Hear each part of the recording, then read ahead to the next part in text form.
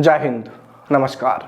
अग्निपथ योजना, जिसका जन्म ही विवादों और विरोध के बीच हुआ, इस योजना को लागू किए लगभग 1.5 साल होने को आया है, लेकिन अभी तक भी इसको लेकर विवाद खत्म नहीं हुआ है। किसी न किसी मुद्दे पर आकर यह योजना हर बार सवालों के कटघरे में आ ही जाती है।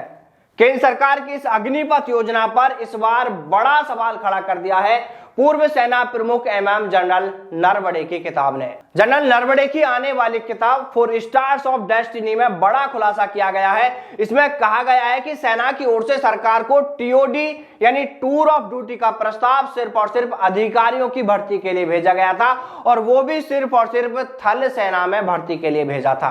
लेकिन सरकार ने इस प्रस्ताव पर अपनी कोई प्रतिक्रिया नहीं दी, बल्कि अपनी तरफ से केंद्र सरकार एक नई ही योजना लेकर आई और जिसका नाम रखा गया अग्निपथ योजना। इस योजना को जब देखा गया कि यह तीनों सेनाओं के लिए है और इसके माध्यम से सेना में जवानों की सिर्फ 4 साल के लिए भर्ती की जाएगी और 4 साल बाद सिर्फ 25% को ही परमानेंट किया जाएगा, बाकी जवानों को फिर घर भेज दिया जाएगा, तो इस योजना के नियमों को जानकर उस वक्त सशस्त्र बल चौंक गए थे।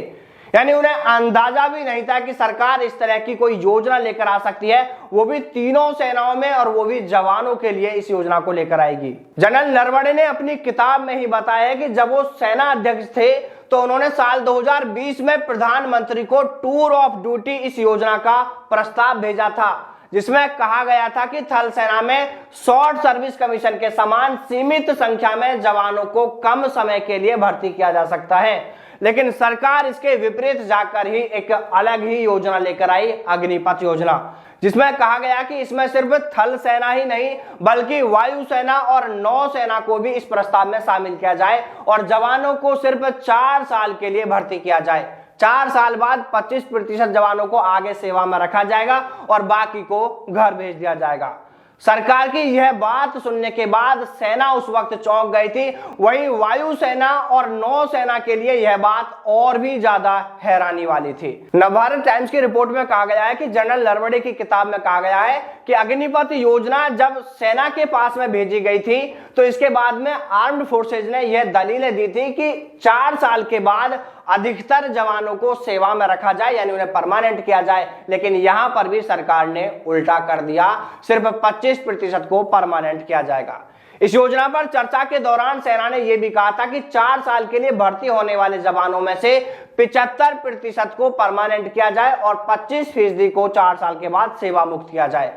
हालांकि इसके बारे में और अधिक जानकारी हम सभी को उस वक्त और देखने को मिल सकती है जब जनरल नरवणे की यह किताब हम सबके सामने आएगी।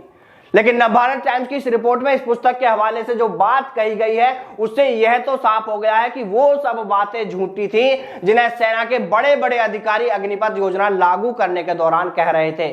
सेना के वो बड़े अधिकारी उस वक्त कह रहे थे कि इस योजना पर सेना लंबे समय से काम कर रही है, यह योजना सेना ने तैयार की है। तो देखिए, ये सब बातें गलत है, ऐसा कुछ भी नहीं है। सेना की योजना कुछ और ही थी। सेना इस तरह की योजना सिर्फ और सिर्फ अधिकारियों के लिए लाना चाहती थी, जवानों के लिए कभी नहीं। इसके बाद जब इस योजना को लागू भी कर दिया गया तो भी सेना ने कई मांगे की थी, जिसमें कहा था कि 4 साल के बाद 75% को परमानेंट किया जाए, और भी ऐसी कई मांगे शामिल थी जिसमें देश, सेना और युवाओं के हित की बातें थी। लेकिन सरकार ने उन पर ध्यान दिए बिना योजना को अपने बनाए नियमों के अनुसार ही लागू कर दिया।